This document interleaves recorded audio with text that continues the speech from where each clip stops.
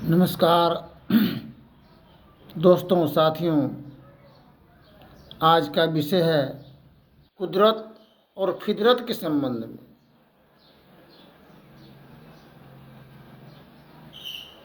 कुदरत का करिश्मा। कुदरत कहते किसे हैं, फितरत किसे कहते हैं? जिसका दास्तान हम लोग एक स्त्री एक पुरुष के हैं, पहचान यही है, कुदरत और फितरत।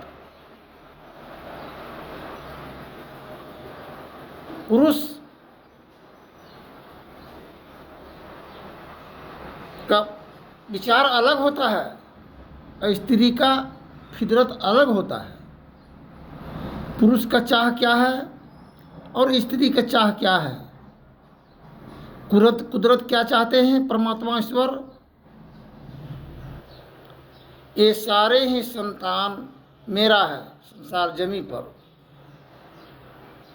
जिसको अपने अंश से इस धरती पर हम उतारे हैं, इस धरती धरातल रंगमंच की शोभा बढ़ाने के लिए।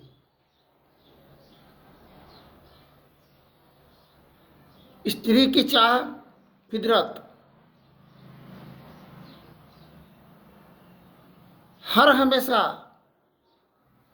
बना बनाया हुआ कार्य क्षेत्र में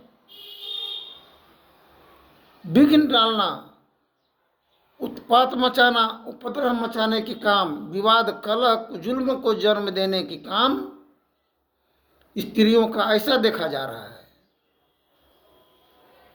रामायण में लिखा हुआ है कि नारी स्वभाव सदा उर कही हूँ, 7 अवगुण सदा उर रही हूँ। 7 अवगुण स्त्री में होता है और पुरुष में 1 अवगुण है।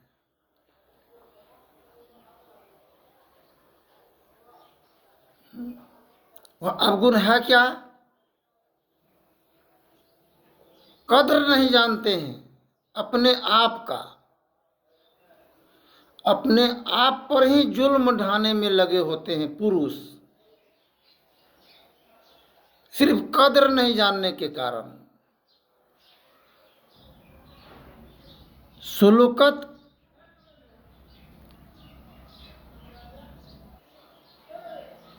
के नहीं जानने के कारण एक दूसरे की दिल की दर्द को तीसरा क्या जाने, नई दुल्हन की जवानी की जुनून को हिजरा क्या जाने। नशा, शराब, गांजा, भांग आदि इत्यादि हर तरह की नशा खा करके हम गए, परिवार स्त्री के पास में गए। वो 16 श्रृंगार 32 आवरण करके अपने पति देव का इंतजार में भोजन बना करके तैयार है। बाल बच्चों को देख रेख का जिम्मेवारी उन्हीं के पास में है। पुरुष गए नशा में, उनकी मन की अरमान इच्छा को नहीं समझे, क्या तकलीफ है, क्या मुसीबत है, क्या परेशानी है, तबाही है। पशु के समान गए, पशु के समान आए, उनकी मन की भावनाओं को कद्र अदब नहीं किए। यही कमी पुरुष में है। सब काम के साथ साथ ही उनकी भावनाओं को भी समझने की जरूरत है। जो भावना को नहीं समझने के कारण वह भावना जुल्म बन करके परिजनों को दलदल में धकेलने के कार्य निरंतर बनता रहता है।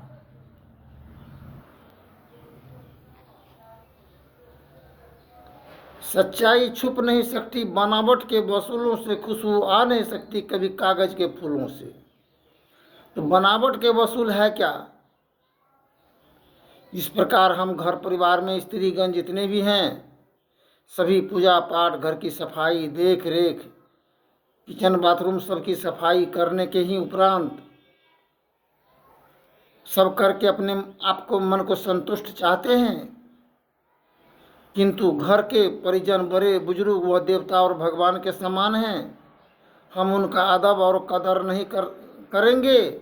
उनके दिल से अरमान से हाय बद्दुआ जब निकलेगा तो हम मेरा ही नहीं, बाल बच्चों पर भी एक कहर बन करके टूट बरसता है, जिसके लिए हम लोग ओझा के गुनी के पास में जाते हैं, जंतर पर जंतर पहनते हैं,